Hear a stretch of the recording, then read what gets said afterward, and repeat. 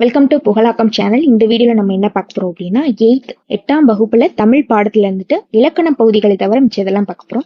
2 வீடியோவை நம்ம ரிலீஸ் பண்றோம்.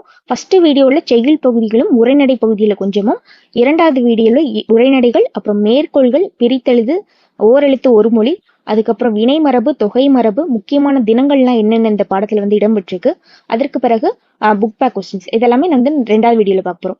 ஸோ அதுக்கான டிஸ்கிரிப்ஷன் லிங்க் வந்துட்டு நான் வந்து வீடியோக்கு கீழே டிஸ்கிரிப்ஷன்ல நான் கொடுத்துட்றேன். ஸோ நீங்க அதை பார்த்துக்கோங்க. ஃபர்ஸ்ட் வந்து நம்ம வந்து செய்யுள் பகுதி பார்ப்போம். செய்யுள் பகுதியில பாரதியார் அவர்களை வந்து பாரதிதாசன் அவர்கள் எப்படியெல்லாம் புகழ்ந்திருக்காரு அப்படின்னு பார்ப்போம். பாரதிதாசன் அவர்கள் வந்து சிந்துக்கு தந்தை, செந்தமிழ் தேனி, புதிய அறம்பாட வந்த அறிஞன், மரம்பாட வந்த மறவன் என்று புகழ்ந்திருக்காரு. இதுல புதிய அறம்பாட வந்த அறிஞனா இல்ல மரம்பாட வந்த மறவனான்னு தெரியல. இந்த 2ல ஏதோ ஒண்ணு கொடுத்து ஆல்ரெடி டிஎன்பிசி எக்ஸாம்ல கொஸ்டின் கேட்டிருக்காங்க. அதுக்கு வந்து இது ஆன்சர் வந்து பாரதியார் அவர்கள் வந்து நடத்திய இதழ்கள் என்னென்ன அப்படின்னு பார்த்தோம்னா, இந்தியா விஜயா. பாரதியார் அவர்கள் நடத்திய இதழ்கள் இந்தியா விஜயா. இவர் எழுதிய உரைநடை நூல் என்ன அப்படின்னு பார்த்தோம்னா, சந்திரிகையின் கதை தரசு என்ற உரைநடை நூலை எழுதியிருக்காரு. இந்த பாடப்பகுதியில தமிழ்மொழி வாழ்த்து, பாரதியார் அவர்கள் எழுதிய தமிழ்மொழி வாழ்த்து என்ற செயல் பகுதி இடம்பெற்றிருக்கு. அந்த தமிழ்மொழி வாழ்த்து எந்த நூலிலிருந்து எடுக்கப்பட்டது அப்படின்னு பார்த்தோம்னா, பாரதியார் கவிதைகள் என்ற நூலிலிருந்து தமிழ்மொழி வாழ்த்து என்ற பகுதியிலிருந்து எடுக்கப்பட்டுள்ளது. இதுல வந்து எதை பற்றி சொல்லியிருப்பாங்கன்னா, நம்மளுடைய தமிழ்மொழி வாழ்க என்று ஒவ்வொரு இதை வச்சு சொல்லியிருப்பாங்க. ஸோ அது என்னென்னா, ஆகாயம், 7 கடல், உலகம், வானம் வரையிலும் நம்மளுடைய தமிழ்மொழி வாழ்க. அது மட்டும் இல்லாமல் அறியாமை இருள் நீக்கட்டும், பழைய கருத்துகளால் உண்டாகும் துன்பங்களை நீக்கி தமிழ்நாடு ஒளிர்க அப்படின்னு பாரதியார் அவர்கள் சொல்லியிருப்பாங்க. இது ஆல்ரெடி தமிழ்நாடு ஒளிர்க என்றது கேட்டிருக்காங்க டிஎன்பி எக்ஸாம்ல. அதுக்கு ஆன்சர் பாரதியார் அவர்கள். இதில் இடம்பெற்றுள்ள சொல்லும் பொருளும் என்ன அப்படின்னு பார்த்தோம்னா, ஃபர்ஸ்ட் நிரந்தரம் என்பது என்னது? காலம் முழுமையும். வைப்பு என்பது நிலப்பகுதி. இது ஆல்ரெடி டிஎன்பிசி எக்ஸாம்ல கொஸ்டின் கேட்டிருக்காங்க. வைப்பு என்பது நிலப்பகுதி. சூழ்களி அப்படின்னா சூழ்ந்துள்ள அறியாமை இருள். வன்மொழி என்பது வளமிக்க மொழி. இந்த வன்மொழி என்பதை பிரித்து எழுதும் பொழுது எப்படி வரும்னா, வன்மை பிளஸ் மொழி என்று வரும். இசை என்பது புகழ். தொல்லை என்பதற்கு 2 இருக்கு. பழமை அன்று துன்பம் என்ற பொருளும் இருக்கு. பழமை, துன்பம் என்பதற்கு தொல்லை என்ற சொல். அதுக்கடுத்ததாக தொல்காப்பியர் அவரை பற்றி பார்க்கிறோம். மிக பழமையான இலக்கண நூல், தமிழ்ல மிக பழமையான இலக்கண நூல் என்பது என்ன அப்படின்னு பார்த்தோம்னா தொல்காப்பியம். இந்த தொல்காப்பியம் எழுதியவர் வந்து யாருன்னா தொல்காப்பியர் அவர்கள். இதில் வந்துட்டு 3 அதிகாரங்கள் இருக்கு. அந்த 3 அதிகாரங்கள் என்னென்ன அப்படின்னு பார்த்தோம்னா, எழுத்து, சொல், பொருள் என்ற 3 அதிகாரங்கள் இருக்கு. ஒவ்வொரு அதிகாரத்திலும் வந்துட்டு 9 இயல்கள் இருக்கு. இதுல வந்து தமிழ் மொழி மரபு என்ற செயல் பகுதி இடம்பெற்றிருக்கு இந்த பாடத்தில். தமிழ் மொழி மரபு என்பது பொருள் அதிகாரம். இது வந்து மரபியல 3 நூற்பாக்கள் வந்து கொண்டது. 91, 92, 93 3 நூற்பாக்கள் வந்து தமிழ் மொழி மரபு வந்து கொண்டுள்ளது. இந்த தமிழ் மொழி மரபுல எதை பற்றி சொல்லியிருப்பாங்க அப்படின்னு பார்த்தோம்னா, செய்யுளுக்கும் மரபுக்கும் உள்ள தொடர்பை பற்றி சொல்லியிருப்பாங்க. செய்யுளுக்கும் மரபுக்கும் உள்ள தொடர்பை கூறிய நூல் இது என்னன்னா தமிழ் மொழி மரபு. தொல்காப்பியர் அவர்கள் இயற்றியிருக்கிறாரு. இதுல முக்கியமானது என்ன பார்த்தோம்னா, ஐம்பூதங்கள் பத்தி சொல்லியிருப்பாங்க, 2 திணை பத்தி சொல்லியிருப்பாங்க, ஐம்பால் பத்தி சொல்லியிருப்பாங்க. ஸோ ஐம்பூதங்கள் என்பது என்னென்ன அப்படின்னா, நிலம், நீர், தீ, காற்று, வானம். 2 திணை என்பது உயர்திணை, அஃறிணை. ஐம்பால் என்பது ஆண்பால், பெண்பால், பலர்பால், ஒன்றன்பால், பலவின்பால். ஆண், பெண், பலர், ஒன்றன், பலவின்பால். அதுக்கு அடுத்ததாக இதில் இடம்பெற்றுள்ள சொல்லும் பொருளும் என்ன அப்படின்னு பார்த்தோம்னா, விசும்பு என்பது வானம். இது ஆல்ரெடி டிஎன்பிசி எக்ஸாம்ல கேட்டிருக்காங்க. விசும்பு என்பது வானம் என்று பொருள். மயக்கம் என்பது கலவை. 2 திணை, உயர்திணை, அஃறிணை. தலால் அப்படின்னு தழுவுதல். என்பது தள்ளுவுதல். இதுவும் ஆல்ரெடி கேட்டிருக்காங்கன்னு நினைக்கிறேன் டிஎன்பிசி எக்ஸாம்ல. தலால் என்பது தழுவுதல். அப்புறம் மரபு என்பது வழக்கம். திரிதல் என்பது மாறுபடுதல். செய்யுள், பாட்டு, வள ஆமை, தவறாமை. இது டிஎன்பிசி எக்ஸாம்ல ஆல்ரெடி கேட்டிருக்காங்க. வள ஆமை, தவறாமை. அதுக்கப்புறமாக வாணிதாசன் அவர்களை பத்தி பார்க்க போறோம். தமிழகத்தின் வேட்ஸ்வெத் என்று யாரை அழைப்போம் அப்படின்னா, வாணிதாசன் அவர்கள். தமிழகத்தின் வேட்ஸ்வெத் என்பவர் வாணிதாசன் அவர்கள். அவர்களோட இயற்பெயர் என்ன அப்படின்னு பார்த்தோம்னா, அரங்கசாமி என்கிற எத்திராசாலு. இவரை வந்து கவிஞரேறு பாவலர் மணி என்ற சிறப்பு பெயரால வந்துட்டு நம்ம அழைப்போம். இவர் பாரதிதாசன் மாணவர் வாணிதாசன் அவர்கள். அது மட்டும் இல்லாமல் இவர் வந்து செவிலியர் விருது வாங்கியிருக்காரு. யார்கிட்ட இருந்து அப்படின்னு பார்த்தோம்னா, பிரெஞ்சு அரசிடம் இருந்து செவிலியர் விருது வந்து வாங்கியிருக்காரு. இவர் இயற்றிய நூல்கள் என்னென்ன அப்படின்னு பார்த்தோம்னா, தமிழச்சி, கொடிமுல்லை, கொடிமுல்லை தொடுவானம் எழிலோவியம் குழந்தை இலக்கியம். குழந்தை இலக்கியம் ஆல்ரெடி டிஎன்பிசி எக்ஸாம்ல இந்த ரெண்டுல ஏதோ ஒண்ணு கேட்டிருக்காங்கன்னு நினைக்கிறேன். எழிலோவியமுடைய ஆசிரியர் யார் அப்படின்னா வாணிதாசன் அவர்கள். தமிழச்சி, கொடிமுல்லை தொடுவானம் எழிலோவியம் குழந்தை இலக்கியம். இதுல வந்து ஓடை என்ற செயல் பகுதி இடம்பெற்றிருக்கும். அந்த ஓடை என்ற செயல் பகுதி வந்து எந்த நூலிலிருந்து எடுக்கப்பட்டது அப்படின்னா தொடுவானம் என்ற நூலிலிருந்து எடுக்கப்பட்டது. இந்த ஓடையில வந்து எதை பற்றி சொல்லியிருப்பாங்க, இந்த ஓடை மூலமாக அந்த நாடு வந்து எந்த அளவுக்கு வளங்கள் பெற்றிருக்கிறது அப்படின்றத பத்தி தான் இந்த ஓடை என்ற செயல் பகுதியில சொல்லியிருப்பாங்க. ஸோ இதில் இடம்பெற்றுள்ள செய்யுள் பகுதிகள் என்னென்ன அப்படின்னு பார்த்தோம்னா தூண்டுதல். தூண்டுதல் என்பது ஆர்வம். தூண்டுதல் என்பது ஆர்வம். ஈரம். ஈரம் என்பது இரக்கம். ஈரம் இரக்கம். முழவு. முழவு என்பது இசைக்கருவி. ஒரு வகையான இசைக்கருவி தான் முழவு.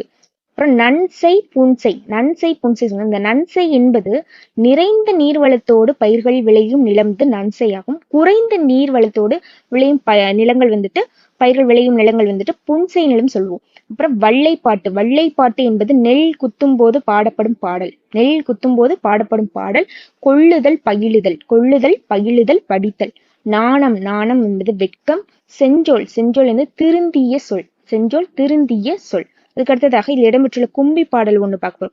அந்த கும்பி பாட்டுல வந்து பஞ்ச கும்பிகள் அப்படின்னு ஒண்ணு சொல்லுவாங்க. அந்த பஞ்ச கும்பிகள் என்பதற்கு என்ன இது அப்படின்னு பார்த்தோம்னா பஞ்ச கும்பிகள் என்றால் நாட்டில் பெரும் பஞ்சம் ஏற்பட்ட காலங்களில் மக்கள் பட்ட துயரங்களை பற்றி பாடுவது பஞ்ச கும்மிகள். இந்த வள்ளைப்பாட்டு என்பது நெல் குத்தும் போது பாடப்படும் பாடல் வந்து வள்ளைப்பாட்டு. பஞ்சகும்மி என்பது நாட்டில் பெரும் பஞ்சம் ஏற்பட்ட காலங்களில் மக்கள் பட்ட துயரங்களை பற்றி பாடுவது பஞ்ச கும்மிகள்.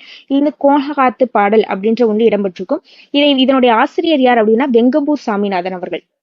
கோணகாத்து பாட்டுடைய ஆசிரியர் வெங்கம்பூர் சாமிநாதன் அவர்கள். காத்து நோண்டி சிந்தியில் இருந்து பாடல் இதிலிருந்து எடுக்கப்பட்டது. காத்து நோண்டி சிந்தியில் இருந்து பாடல் என்றிலிருந்து எடுக்கப்பட்டுள்ளது. இவர் வந்து ராசு அவர்கள் என்ற புலவர் வந்து ஒரு பஞ்சகும்மிகள் என்று தொகுத்து எழுதியிருப்பாரு ஒரு நூல்ல. தொகுத்தவர் வந்து ராசு அவர்கள், எழுதியவர் வந்து வெங்கம்பூர் சாமிநாதன் அவர்கள். எதிலிருந்து எடுக்கப்பட்டதுன்னா காத்தி நோண்டி சிந்திப்பாடலிலிருந்து எடுக்கப்பட்டுள்ளது. இந்த கோணாகத்து பாடல்ல வந்துட்டு தமிழகத்துல ஏற்பட்ட புயல்ல எந்தெந்த ஊர்ல எந்தெந்த இதெல்லாம் அழிஞ்சிச்சு அப்படின்றது வீணா போச்சு அப்படின்றத பத்தி தான் சொல்லியிருப்பாங்க. தமிழ்நாட்டுல பங்கல் ஊர் என்ற ஊர்ல வந்துட்டு தென்னம்பிள்ளைகள் எல்லாம் வீணாயின. காங்கேய நாடுல வந்துட்டு பருத்தி செடிகள் எல்லாம் வீணாயின அப்படின்னு சொல்லிப்பாங்க. இந்த காங்கேய நாடு அப்படின்றது பாத்தீங்களா, காங்கேய நாடு என்பது வந்து கொங்கு மண்டலத்துல 24 நாடுகள் இருக்கும். அதுல ஒன்றுதான் இந்த காங்கேய நாடு. இந்த காங்கேய நாடு. தொண்டைமானுடைய நாட்டுல சிறப்பாக வைக்கப்பட்ட மரங்கள் வீணாயின.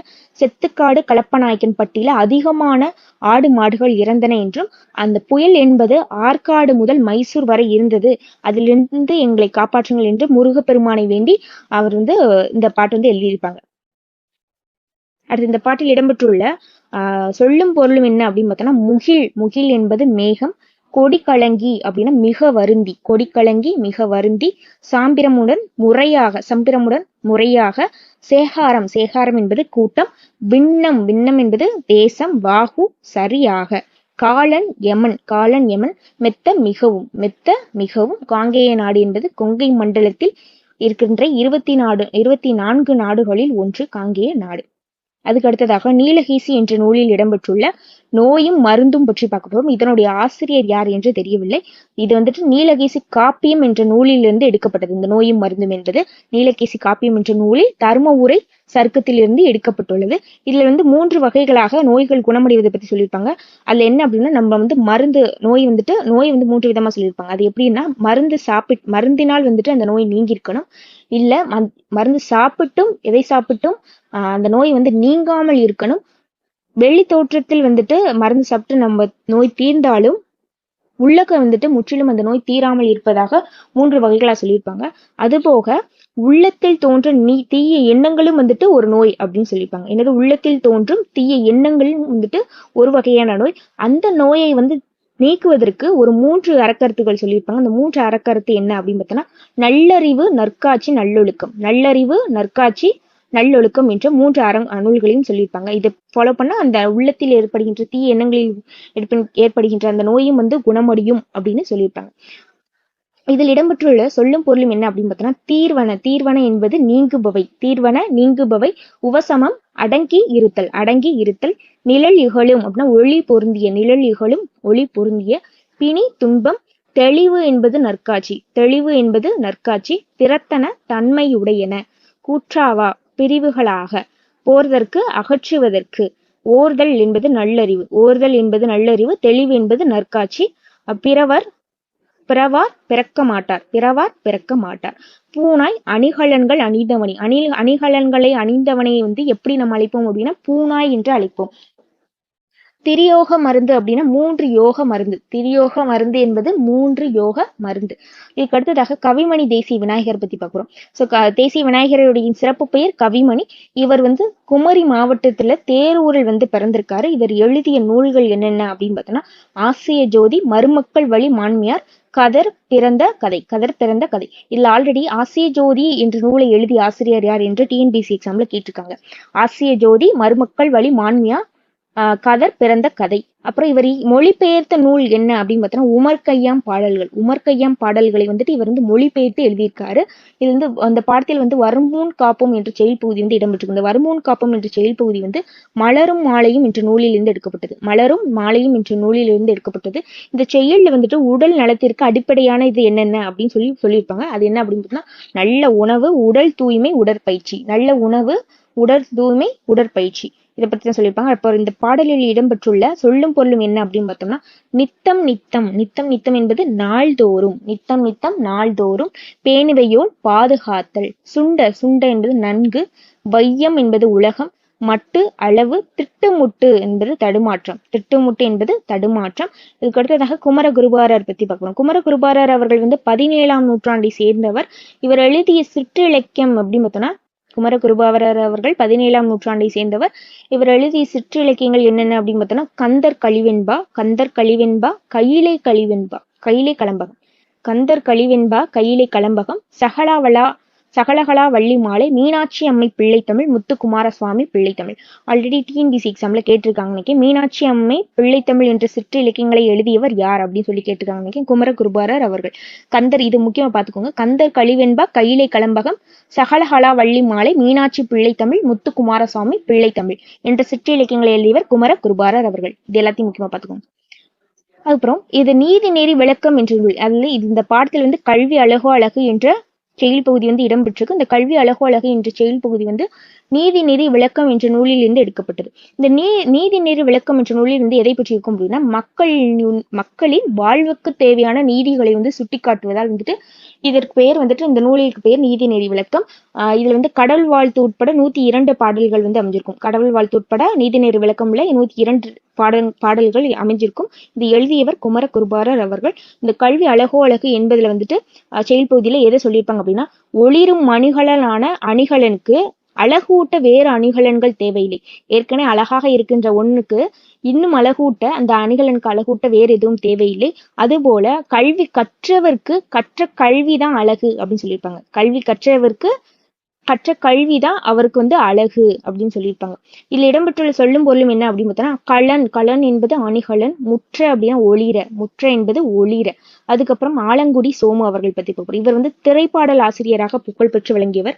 திரைப்பாடல் ஆசிரியராக புகழ்பெற்று விளங்கியவர் ஆலங்குடி சோமு அவர்கள். இவர் சிவகங்கை மாவட்டத்தில் ஆலங்குடி என்ற ஊரில் பிறந்தார். சிவகங்கை மாவட்டத்தில் ஆலங்குடி என்ற நூலில் பிறந்தார். கலைமாமணி விருது இவர் பெற்றிருக்கின்றார். இது புத்தியை தீட்டு என்ற செயல் பகுதி இடம்பெற்றிருக்கும். அந்த புத்தியை தீட்டு என்ற செயல் பகுதி திரை இசை பாடலில் இருந்து எடுக்கப்பட்டது. இதுல எதை பற்றி சொல்லியிருப்பாங்கன்னா தன்னுடைய அறிவினாலும் அன்பினாலும் பிறரை வெல்லும் வெற்றி பெருமை தரும் என்பதை பற்றி சொல்லியிருப்பாங்க. எனவே தன்னுடைய அறிவினாலும் அன்பினாலும் பெரும் வெற்றி பெருமையை தரும் அப்படின்றத சொல்லியிருப்பாங்க இந்த செயல் பகுதியில. இதில் இடம்பெற்றுள்ள சொல்லும் பொருளும் என்ன அப்படின்னு பார்த்தோம்னா தடம். தடம் என்பது அடையாளம். தடம் என்பது அடையாளம். அகம்பாவம் என்பது செருக்கு. அகம்பாவம் என்பது செருக்கு. இது பார்த்துக்கோங்க. அகம்பாவம் என்பது செருக்கு என்று பொருள். அடுத்ததாக சுந்தரர் அவர்களை பத்தி பார்க்கிறோம். சுந்தரர் அவர்களுடைய சிறப்பு பெயர் என்ன அப்படின்னு பார்த்தோம்னா நம்பியாரூர் தம்பிரான் தோழர். நம்பியாரூர் தம்பிரான் தோழர். ஆல்ரெடி டிஎன்பிசி எக்ஸாம்ல கேட்டிருக்காங்க. தம்பிரான் தோழரை பத்தி கேட்டிருக்காங்க. தம்பிரான் தோழர் யார் அப்படின்னா சுந்தரர் அவர்கள். இந்த பாடத்தில் திருக்கேதாரம் என்ற செயல் பகுதி இடம்பெற்றிருக்கு. திருக்கேதாரம் என்பது தேவாரம் என்ற நூலிலிருந்து எடுக்கப்பட்டது. தேவாரம் என்ற நூலை 3 பேர் பாடியிருக்காங்க. அந்த 3 பேர் யாருன்னா திருஞான சம்பந்தர், திருநாவுக்கரசு சுந்தரர். திருஞான சம்பந்தர், திருநாவுக்கரசு சுந்தரர். இந்த தேவாரம் என்ற பாடல்கள்ல மொத்தம் 12 திருமுறைகள் இருக்கு. மொத்தம் 12 திருமுறைகள் இருக்கு. இந்த நூலை தொகுத்தவர் யாருன்னா நம்பியாண்டார் நம்பி என்பவர் தொகுத்திருக்கின்றார். இந்த தேவாரம் என்பதை இரண்டு விதமாக தே பிளஸ் ஆரம் தே பிளஸ் வாரம் என்று பிரிக்கலாம். தே பிளஸ் ஆரம் என்பது இறைவனுக்கு சூட்டப்பட்ட மாலை என்றும், தே பிளஸ் வாரம் என்பது இனிய இசை பொருந்திய பாடல்கள் என்று பொருள். இதுல சுந்தரர் எழுதியது 7ஆம் திருமுறை என்ற, இது 12 திருமுறைகள்ல 7ஆம் திருமுறை எழுதியிருக்காரு. இது 10 பாடல்கள் என்பது பதிகம் என்று சொல்வோம். 10 பாடல்கள் என்பது பதிகம் என்று சொல்வோம். இந்த திருக்கேதாரம் என்ற செய்யுள் பகுதிகளில் திருக்கேதாரம் நகரை பற்றி சொல்லியிருப்பாங்க. அந்த திருக்கேதாரம் நகரத்தில் இருக்கின்ற முதிர்ந்த மூங்கில்கள் இசையை எழுப்பும் என்றும், நீர்நிலைகள் என்பது வைரம் போல் ஜொலிக்கும் என்றும், இதற்கிடையே கிண் இசை ஒலிக்கும் என்றும் இது அந்த நகரத்தில் ஒலிக்கும் என்று சொல்லியிருப்பாங்க இந்த செயல் பகுதியில. இதில் இடம்பெற்ற சொல்லும் பொருளும் என்ன அப்படின்னா, பண் என்பது இசை, பண் என்பது இசை, முரளும் என்பது முழங்கும், முரளும் என்பது முழங்கும், கணச்சுனை என்பது பொன்வந்த நீர்நிலை, பொன்வண்ண நீர்நிலைகள், மதவேளங்கள் என்பது மத யானைகள், பலவே அப்படின்னா முதிர்ந்த மூங்கில். அதுக்கடுத்ததாக நல்லந்துவனார் பத்தி பார்க்கிறோம். நல்லந்துவனார் கலித்தொகை என்ற நூலை தொகுத்தவர் நல்லந்துவனார். கலித்தொகை நூலை தொகுத்தவர் நல்லந்துவனார். இந்த கலித்தொகை என்பது 150 பாடல்கள் கொண்டது. கலிப்பாப்பா வகையை சேர்ந்தது. இந்த கலித்தொகை என்ற நூல் 5 பிரிவுகளாக பிரிச்சிருக்காங்க. அந்த 5 பிரிவுகள் என்ன அப்படின்னு பார்த்தோம்னா, குறிஞ்சி, முல்லை, மருதம், நெய்தல், பாலை, களி, 5 பிரிவுகள். அதற்கு பிறகு கலித்தொகை நூலை தொகுத்தவரும் அந்த நெய்தற் களி இருக்கு பார்த்தீங்களா, இந்த நெய்தற் களி பாடல்களை எழுதியவங்க யாரு அப்படின்னா நல்லந்துவனார் அவர்கள். இதுல பாடறிந்து ஒழுகுதல் என்ற செயல் பகுதி இருக்கு. இந்த பாடறிந்து ஒழுகுதல் என்பது கலித்தொகை என்ற நூல்ல இருந்து எடுக்கப்பட்டுள்ளது. இதுல உயர் குணங்கள் பத்தி சொல்லியிருப்பாங்க. இந்த குணங்களுக்கு ஒவ்வொரு பண்புகளுக்கும் ஒவ்வொரு விதமான பொருள் சொல்லியிருப்பாங்க. அதுதான் இதுல என்னென்ன குணங்கள் சொல்லியிருப்பாங்க அப்படின்னா, இல் வாழ்வு, பாதுகாத்தல், அன்பு, அறிவு, பண்பு, செறிவு, நிறை, அப்புறம் நீதிமுறை, பொறுமை என்ற குணங்கள் சொல்லியிருப்பாங்க. அந்த குணங்கள் ஒவ்வொரு குணங்களுக்கு என்னென்ன பொருள் சொல்லியிருப்பாங்கன்னு பார்க்கலாம். இல் வாழ்வு என்பது வறியவர்களுக்கு உதவி செய்தல். இப்போ கொஸ்டின் கூட கேட்கலாம், இது வறியவர்களுக்கு உதவி செய்தல் என்பது பாடறிது ஒழுகுதல்ல எதை சொல்லியிருப்பாங்க அப்படின்னு கேட்டா, இல் வாழ்வு. பாதுகாத்தல் என்பது அன்புடையாரை பிரியாது வாழ்தல். அன்பு என்பது உறவினர்களோடு வெறுப்பின்றி வாழ்தல். அறிவு என்பது அறிவற்றவர் கூறும் சொற்களை பொறுத்து கொள்ளுதல். பண்பு என்பது சான்றோர் காட்டிய வழியில் நடத்தல். செறிவு என்பது முன்னாடி சொன்ன வாக்கை மறுக்காமல் காப்பாற்றுதல் என்பது செறிவு. அதுக்கப்புறம் நிறை என்பது மறைபொருளை பிறர் அறியாமல் காத்தல். நீதிமுறை என்பது குற்றம் செய்தவர்களுக்கு தண்டனையை வழங்குதல். பொறுமை என்பது தம்மை இகழ்வோரை பொறுத்து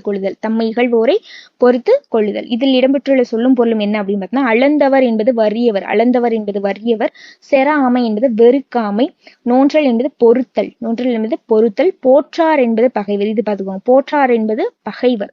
கிளை உறவினர், பேதையர், அறிவற்றவர், மறவாமை என்பது மறவாமை, செராமை என்பது வெறுக்காமை, மறாமை என்பது மறவாமை, பொறை என்பது பொறு. அடுத்ததாக தகடூர் யாத்திரையினுடைய ஆசிரியர் யார் என்று தெரியவில்லை. அந்த தகடூர் என்பதை தான் இப்போ தர்மபுரி என்று நம்ம அழைக்கிறோம். இந்த தகடூரை யாத்திரை அப்படின்ற சில பாடல்கள் புறத்திரட்டு என்னும் நூல்ல கொஞ்சம் இருக்கு. புறத்திரட்டு என்ற நூல்ல கொஞ்சம் இருக்கு. இது வளம்பெருகுக என்ற செயல் பகுதி இடம்பெற்றிருக்கு. இந்த வளம்பெருகுக என்ற செயல் பகுதி யாரை பற்றி கூறுது அப்படின்னு பார்த்தோம்னா, சேர மன்னருடைய நாட்டை பற்றி கூறுது. கொஸ்டின் கேட்கலாம், வளம்பெருகுக என்ற தகடூர் யாத்திரையில் இருக்கிற வளம்பெருகுக என்ற செயல் பகுதி எந்த அரசருடைய நாட்டை பற்றி கூறுகிறது என்று கேள்வி கேட்கலாம். அதுதான் யாருன்னா சேர மன்னருடைய நாட்டை பற்றி கூறுது. சேர மன்னருடைய நாட்டுல மழை பெய்து அங்க பயிர்கள் விளைந்து செழித்த அந்த உழவர்கள் மகிழ்ச்சி அடைவதை பற்றி இந்த செயலில் இடம்பெற்றிருக்கும். இதில் இடம்பெற்றுள்ள சொல்லும் பொருளும் என்ன அப்படின்னு, வாரி என்பது வருவாய், முட்டாது என்பது தட்டுப்பாடின்றி, வைகுக என்பது தாங்குக, வைகுக என்பது தங்குக, வெறி, இந்த வெறியை பார்த்துக்கோங்க, வெறி என்பது அஞ்சி, எஞ்சாமை குறைவின்றி, ஒட்டாது வாட்டம் இன்றி, ஓதை என்பது ஓசை, யானர் என்பது புது வருவாய். அதுக்கடுத்ததாக ஜெயங்கொண்டார் அவர்களை பத்தி பார்க்கணும். ஜெயங்கொண்டார் அவர்கள் தீபங்குடி என்ற இடத்தில் பிறந்திருக்கின்றார். இவர் முதற் குலத்துங்க சோழனுடைய அவைகள புலவராக இருந்திருக்கிறார். முதற்குலத்துங்க சோழனுடைய அவைகள புலவர் யாருன்னா ஜெயங்கொண்டார் அவர்கள். இந்த ஜெயங்கொண்டார் அவர்களை சொக்கநாத புலவர் எப்படி புகழ்ந்திருக்காரு அப்படின்னா, பரணிக்கோர் ஜெயங்கொண்டார் யாருன்னா ஜெயங்கொண்டார். இவர் கலிங்கத்து பரணி என்ற நூலை எழுதியிருக்கார். கலிங்கத்து பரணி என்ற நூல்ல முதலில் எழுதிய பரணி நூல் என்பது கலிங்கத்து பரணி. தமிழ்ல முதலில் எழுதிய பரணி நூல் என்பது கலிங்கத்து பரணி. பரணி இலக்கியம் என்பது என்ன சொல்லுவாங்க அப்படின்னா, போர் முனையில் 1000 யானைகளை கொன்று வெற்றி கொண்ட வீரரை புகழ்ந்து பாடும் இலக்கியம் தான் என்னதுன்னா பரணி இலக்கியம். முதலாம் குலோத்துங்க சோழனுடைய படைத்தலைவர் யார் அப்படின்னா கருணாகர தொண்டைமான். முதலாம் குலோத்துங்க சோழனுடைய படைத்தலைவர் கருணாகர தொண்டைமான் கலிங்கத்து போர்ல வந்துட்டு வெற்றி அடைஞ்சிருப்பாரு. அதுக்கப்புறம் வந்துட்டு இந்த கலிங்கத்து பரணிய தென்தமிழ் தெய்வ பரணி, தென்தமிழ் தெய்வ பரணி என்று புகழ்ந்தவர் யார் அப்படின்னா ஒட்டக்கூத்தர் அவர்கள். தென்தமிழ் தெய்வ பரணி என்று புகழ்ந்தவர் ஒட்டக்கூத்தர் அவர்கள். இது கலிங்கத்து பரணி என்பது கலித்தாழிசையால் பாடப்பட்டது. 599 தாழிசைகளை வந்துட்டு கொண்டது. இதுல வந்து இந்த பாடத்துல வந்து படை வேளம் அப்படின்ற செயல் பகுதி வந்து இடம்பெற்றிருக்கும். கலிங்கத்து பரணி என்ற நூலில் இருந்து எடுக்கப்பட்டுள்ளது. இதுல இந்த படைவேளம் என்றதுல வந்து எதை பற்றி சொல்லிருப்பாங்கன்னா சோழரை பத்தி சொல்லியிருப்பாங்க. சோழர் வந்து கலிங்கத்து போர்ல வந்து வெற்றி அடைந்ததை பற்றி வந்து சொல்லியிருப்பதுதான் வந்து படை வேளம். அதுல தாக்குதல் ஏற்படுத்தினதை பத்தி கவிதைகள் பாடலாக சொல்லியிருப்பாங்க. இதில் இடம்பெற்றுள்ள சொல்லும் பொருளும் என்ன அப்படின்னு பார்த்தோம்னா மரளி, மரளி என்பது காளான், கரி என்பது யானை, கரி என்பது யானை, தூறு என்பது புதர், அருவர் என்பது தமிழர், அருவர் தமிழர், உடன்றன அப்படின்னா சினந்து எழுந்தன, வழிவர் அப்படின்னு நழுவி ஓடுவார், பிளம் அப்படின்னா மலைக்குகை, மண்டுதல் அப்படின்னு நெருங்குதல், இறைஞ்சினார் அப்படின்னா வணங்கினார், முளை என்பது மலைக்குகை.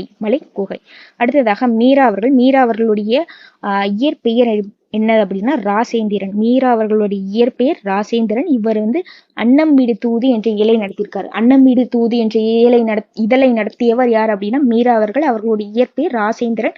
இவர் இயற்றிய நூல்கள்லாம் என்னென்ன அப்படின்னு பார்த்தோம்னா ஊசிகள், குக்கு, மூன்றும் ஆறும், வா இந்த பக்கம், கோடையும் வசந்தமும்.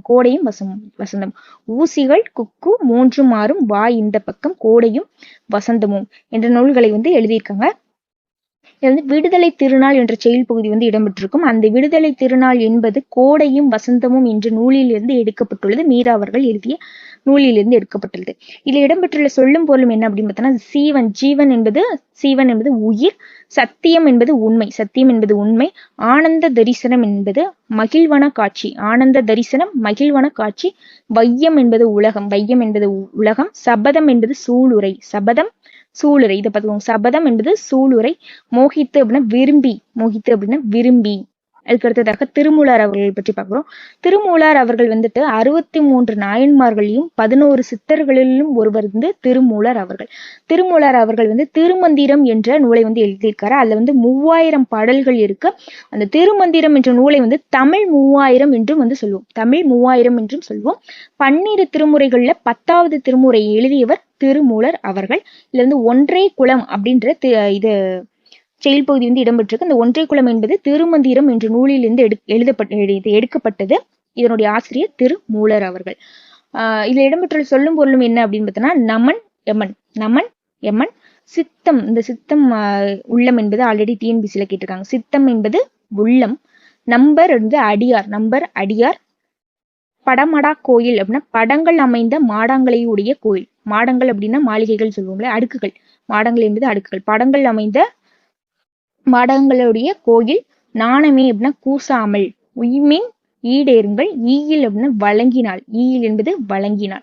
அதுக்கு அடுத்ததாக குணங்குடி மஸ்தான் சாஹிப் அவர்களுடைய இயற்பெயர் என்ன அப்படின்னு பார்த்தோம்னா சுல்தான் அப்துல் கதார். இவர் தவம் செய்த இடம் தான் வந்து சதுரகிரி புறமலை நாகமலை.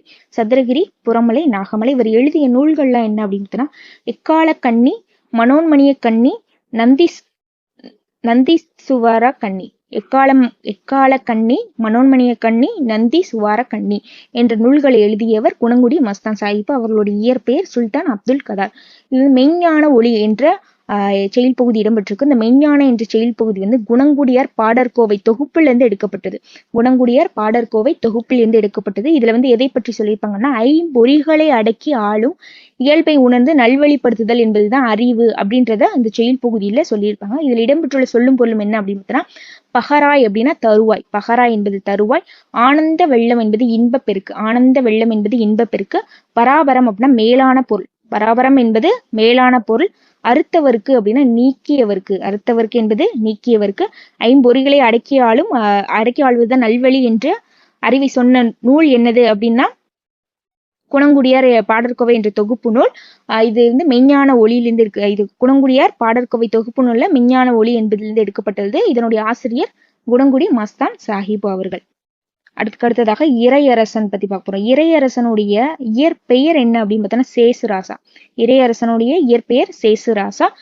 ஆண்டாள் இயற்றிய திருப்பாவையை தழுவி கன்னிப்பாவை என்னும் நூலை எழுதியிருக்காரு. எனது ஆண்டாள் இயற்றிய திருப்பாவை, அந்த திருப்பாவையை தழுவி கன்னிப்பாவை என்ற நூலை எழுதியவர் யார் அப்படின்னா இறையரசன் அவர்கள். கன்னிப்பாவை என்ற நூலை எழுதியவர் இறையரசன் அவர்கள். எதை தழுவி எழுதினார்னா ஆண்டாள் இயற்றிய திருப்பாவையை தழுவி எழுதியிருக்கார்.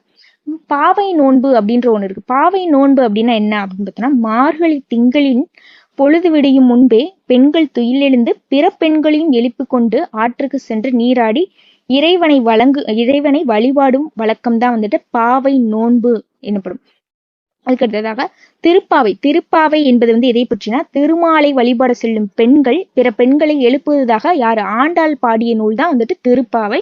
திருவெம்பை அப்படின்பது சிவபெருமானை வழிபடுவதற்காக பிற பெண்களை எழுப்பி பாடப்படும் பாடல் தான் மாணிக்கவாசர் அவர்களால் பாடப்பட்டதுதான் திருவெம்பை. இதுல சிவபெருமானை பற்றி இருக்கும். திருப்பாவை என்பது ஆண்டாள் பாடியது திருமாலை பற்றி இருக்கும். அடுத்ததாக கன்னிப்பாவை என்பது உயிர்கோணங்கள் கன்னிப்பாவை உயிர்கோணங்கள் என்ற செய்யுள் பகுதி இதில் இடம்பெற்றிருக்கும். இந்த செய்யுள் பகுதியில எதிலிருந்து எடுக்கப்பட்டது அப்படின்னா கன்னிப்பாவை என்ற நூலிலிருந்து எடுக்கப்பட்டது. இந்த கன்னிப்பாவை என்ற நூல் எதை தழுவி எழுதப்பட்டது அப்படின்னா ஆண்டாள் அவர்கள் எழுதிய திருப்பாவையை தழுவி எழுதப்பட்டது. இதனுடைய ஆசிரியர் இறையரசன். அவருடைய இயற்பெயர் சேசு ராசா. இதில் இடம்பெற்றுள்ள சொல்லும் பொருளும் என்ன அப்படின்னு பார்த்தோம்னா, நிறை என்பது மேன்மை, பொறை என்பது பொறுமை. ஆல்ரெடி ஒண்ணு பார்த்தோம், பொறை என்பது பொறு அப்படின்னு பார்த்தோம். பொறை என்பது பொறுமை. போசாப்பு அப்படின்னு சோர்வு. மயல் அப்படின்னா விருப்பம். ஓர்ப்பு அப்படின்னா ஆராய்ந்து தெளிதல். அழுக்காறு பொறாமை. மதம் கொள்கை. இகழ் பகை. மண்ணும் நிலை பெற்ற. அதுக்கு அடுத்ததாக மேத்தா அவர்களை பத்தி பார்க்கிறோம். மேத்தா அவர்கள் எழுதிய நூல்கள் என்னென்ன அப்படின்னு பார்த்தோம்னா, கண்ணீர் பூக்கள், ஊர்வலம், சோழ நிலா, மகுட நிலா, ஆகாயத்துக்கு அடுத்த வீடு. இந்த நூல்கள் எல்லாம் நல்லா பார்த்துக்கோங்க. இதுல கண்டிப்பா எப்படி 2 கொஸ்டின்ஸ் கேட்பாங்க. ஸோ கண்ணீர் பூக்கள், ஊர்வலம், சோழ நிலா, மகுட நிலா, ஆகாயத்துக்கு அடுத்த வீடு. இவர் ஆகாயத்துக்கு அடுத்த வீடு என்ற நூல் மூலமா சாகித்ய அகாடமி விருது பெற்றிருக்காரு மேத்தா அவர்கள்.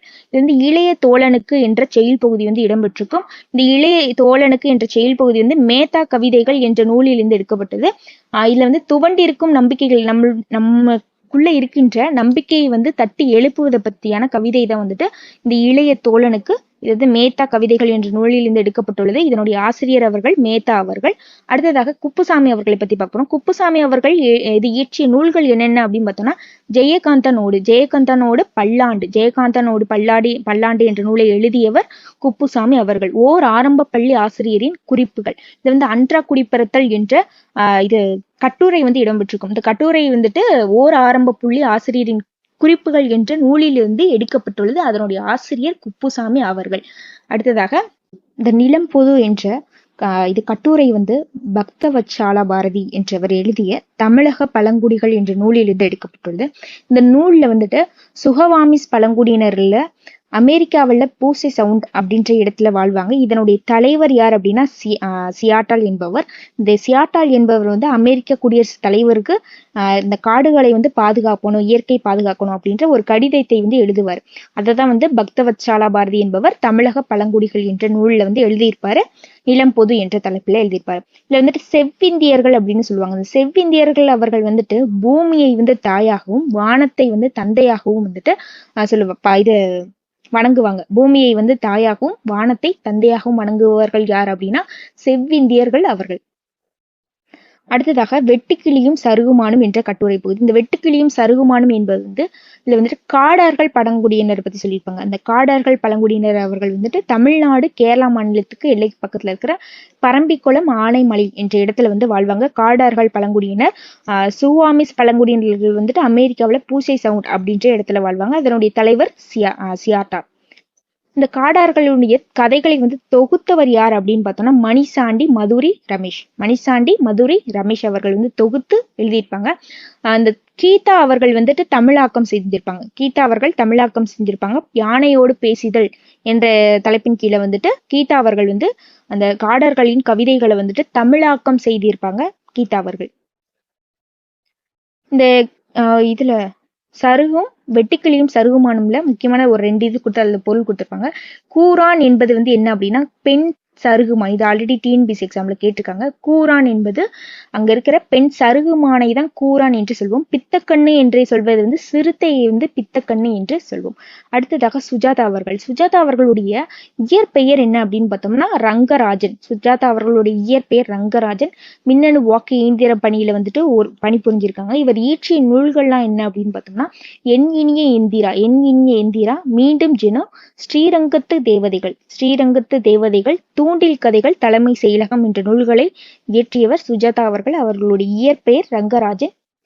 இதுல தலைக்குள் ஓர் உலகம் என்ற கட்டுரை பகுதி இடம்பெற்றிருக்கும் விரிவானம்.